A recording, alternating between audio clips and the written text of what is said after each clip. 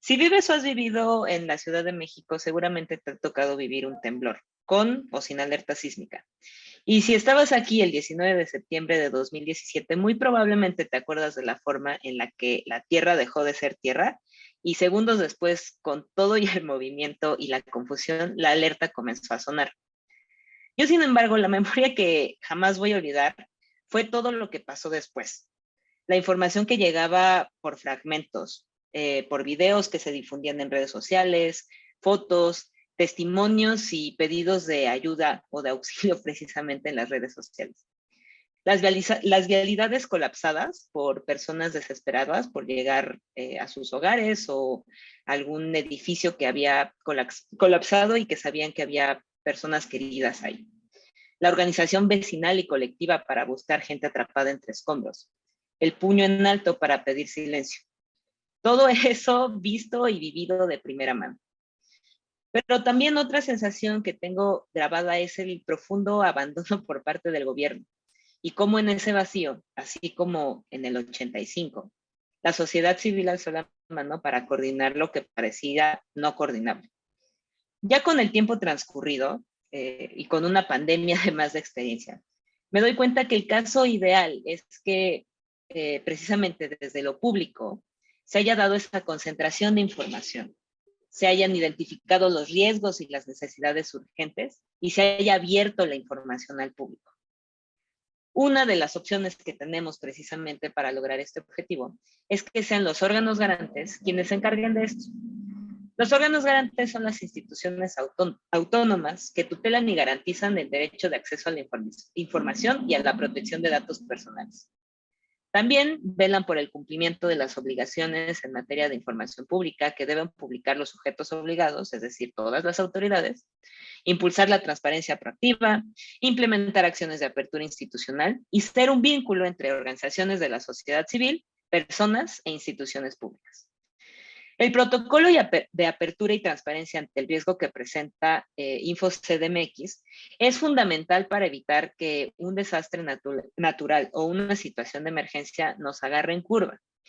Este identifica que existen 3 etapas de implementación de acciones: la etapa de prevención, la etapa de reacción y la etapa de recuperación.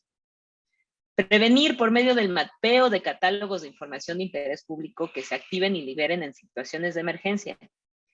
Reaccionar al acompañar y coordinar como mejor convenga a sujetos obligados, a sociedad civil e iniciativa privada para que socialicen las mejores prácticas de transparencia.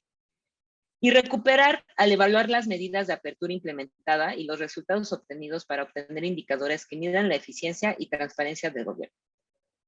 Regresando al 19 de septiembre de 2017, un área de oportunidad desde la perspectiva de órganos garantes es que si se hubiese contado previo a esto con un catálogo de información de interés público, la movilización desde la sociedad civil hubiera sido incluso más eficiente y rápida de lo que vimos que fue. Ahora, precisamente pensando en la pandemia, al inicio se tenía muchas preocupaciones y muy pocos datos, sobre todo datos en formato de datos abiertos. La autoridad federal, por ejemplo, publicó durante 2 o 3 semanas PDFs de contagios que hacían prácticamente imposible o una tarea muy laboriosa poder dar un correcto seguimiento a los contagios que ocurrían a nivel nacional. Una vez que se implementó precisamente una política de datos abiertos y que dejó de ser información y se convirtió en una base de datos, fue muchísimo más sencillo no solamente observar, analizar y darle seguimiento a los contagios, sino también, lamentablemente, a las defunciones, que fue precisamente o se convirtió en uno de los indicadores de qué tan bien o que no tan bien lo estábamos haciendo. Otro de los indicadores que afortunadamente también se tenía en formato de datos abiertos para la Ciudad de México al menos, fueron las camas disponibles para hospitalización para atender precisamente a pacientes de COVID-19. A través de este seguimiento, no solamente las autoridades tenían muy claro cómo es que se tenía que atender, cuáles eran las medidas públicas que se tenían que implementar, es decir, los cierres de establecimientos públicos, las recomendaciones de quedarse en casa y demás, sino que nosotras como ciudadanas y como ciudadanos también teníamos una especie de termómetro o de semáforo propio en qué tanto o qué tan poco nos podemos arriesgar. Otra política que se me ocurre, o más, otro indicador que se me ocurre hablando de la pandemia, son precisamente los directorios de los hospitales que estaban disponibles para atender esta situación o estas situaciones de emergencia.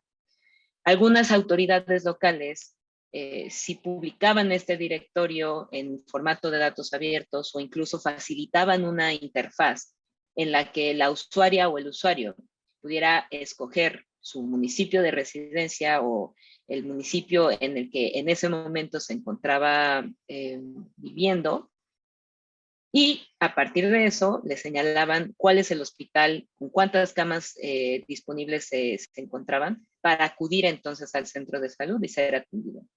Sin embargo, otras autoridades locales lo único que publicaban es un PDF, que lo único que hace es precisamente poner un obstáculo para las ciudadanas y los ciudadanos de acceso a la información. A mí me parece que precisamente es tarea y es una oportunidad para los órganos garantes de identificar esta información, establecer estos catálogos de información pública de interés público, para no solamente tenerlas publicadas como mejor lo entienden los sujetos obligados, sino acompañarles en una capacitación de cuál es la mejor forma de publicar. Para eso es este protocolo.